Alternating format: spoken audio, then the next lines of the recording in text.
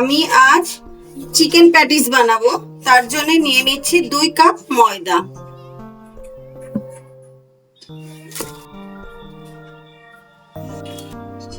পরিমাণ মতো নুন, 1 চামচ চিনি, 1 চামচ সাদা তেল দিয়ে দেবো। ময়দাটা আমি খুব ভালোভাবে ময়াম দিয়ে নেব।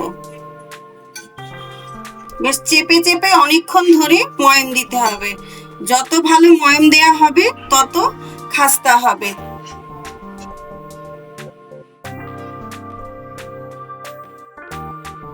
আমার ময়াম দেয়া হয়ে গেছে। এই দেখুন, যখন হাতে চেপে দেখবেন শক্ত হয়ে গেছে, কিন্তু ভাঙলে পুরো ঝরঝরে হয়ে গেছে, তখন ভাববেন যে ময়াম দেয়া হয়ে গেছে। আমি এবার অল্প অল্প জল দিয়ে একটা শক্ত ডো মেখে নেব। যেমন লুচির ডো মাখি তার থেকে একটু শক্ত। এই দেখুন কত শক্ত। এবার এটাকে খুব সুন্দর করে মেখে নিতে হবে। আমার ময়দা মাখা হয়ে গেছে। আমি একটু তেল দিয়ে এবার রেস্টে রেখে দেব।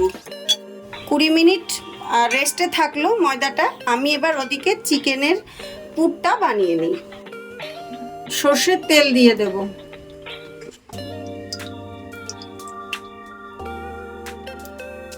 তেল গরম হয়ে গেছে। আমি এদিকে আদা, রসুন আর 3টে কাঁচা লঙ্কা এরকম গ্রেট করে নিয়েছি, এটা দিয়ে দেব।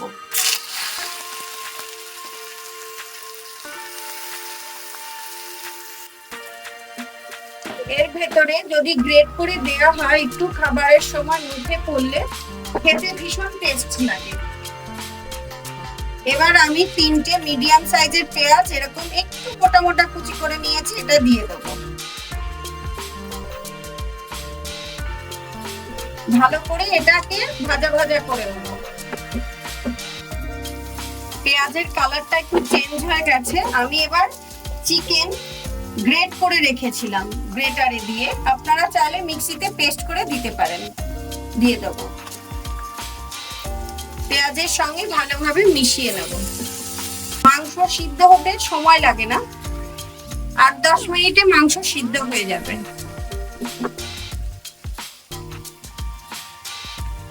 পেঁয়াজের সঙ্গে মাংসটা মিশিয়ে নিয়েছি ভালোভাবে। এবার কিছু গুঁড়ো মশলা দিয়ে দেব।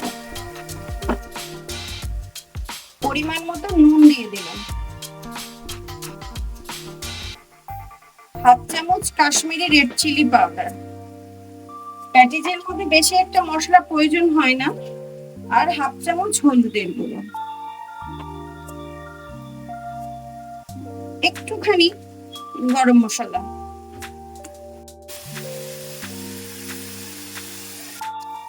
আমি 2 চামচ টমেটো সস নিয়েছি, এটা দিয়ে দেব।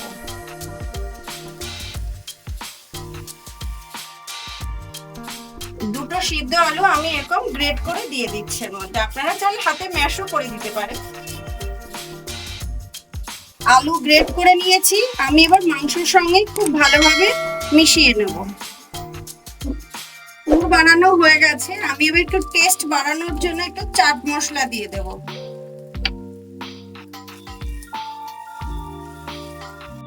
আমার পুর বানানো হয়ে গেছে। আমি এবার এটা নামিয়ে ঠান্ডা করে নেব।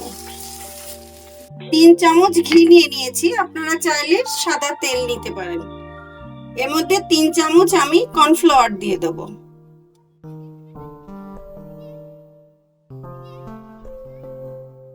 ভালোভাবে একটা ক্রিম মতো তৈরি করে নেব।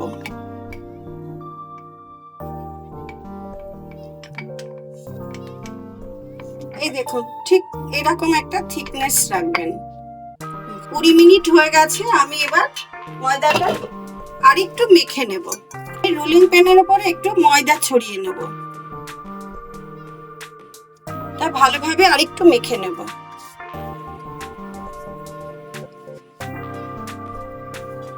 আমি সমান করে পিস করে নেব। রুটির লেচির মতো ওরকম সাইজের পিস করে নেব। নিয়ে এখান থেকে ছোট ছোট করে আমি রুটি করে নেব।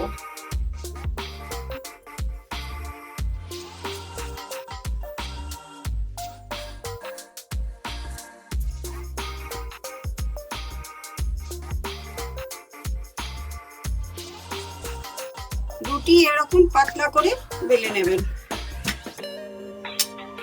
যতগুলো রুটির উপরে রুটি রাখবেন সবকটার উপরে একটু এরকম ময়দা ছিটিয়ে দেবেন।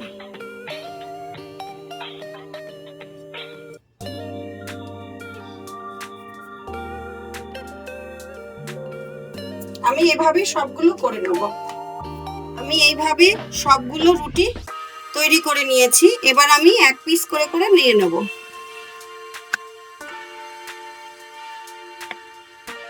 এইভাবে যে ক্রিমটা বানিয়ে রেখেছিলাম সেগুলো এভাবে দিয়ে দেব।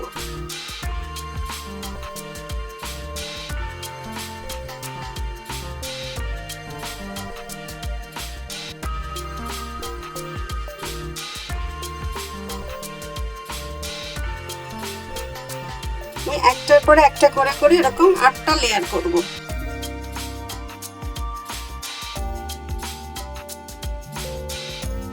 আমি 8টা লেয়ার দিয়ে নিয়েছি, আপনারা আপনাদের পছন্দ মতো লেয়ার দিয়ে নেবেন।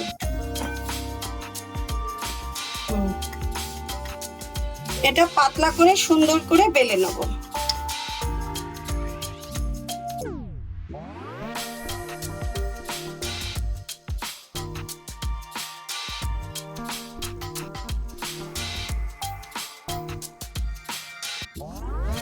আমি সেই পেস্টটা বানিয়ে রেখেছিলাম সেটা দিয়ে নেব। যেভাবে ফোল্ড করছি এভাবে ফোল্ড করে নেবেন।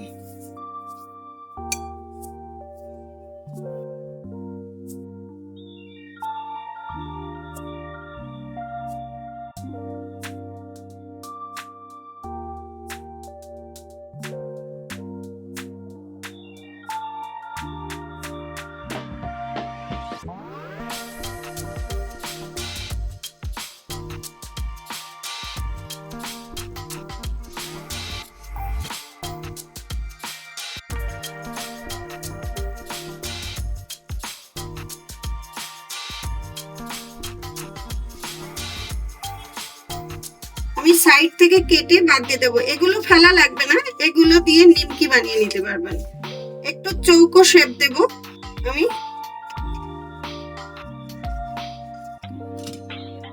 এই দেখুন এইভাবে করে কেটে নেব সবগুলো।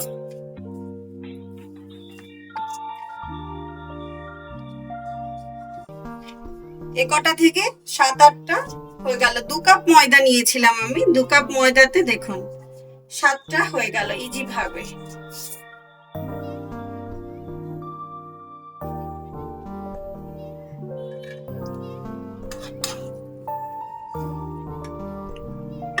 আমি এই ঘোলটা চারিপাশে দিয়ে নেব।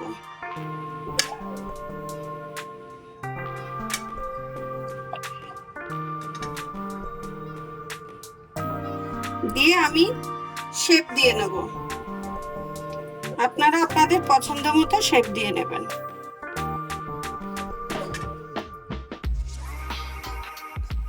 কড়াই গরম হয়ে গেছে, আমি এবার তেল দিয়ে দেব। অয়েল গরম হয়ে গেছে, আমি এবার এটা দিয়ে দেব।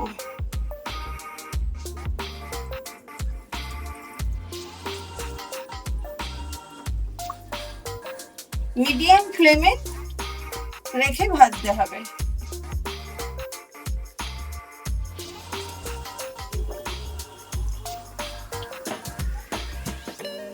আমি উল্টে দিচ্ছি। এক সাইড একটু ভালো কালার আসলে আবার অন্য সাইডে উল্টে দেব।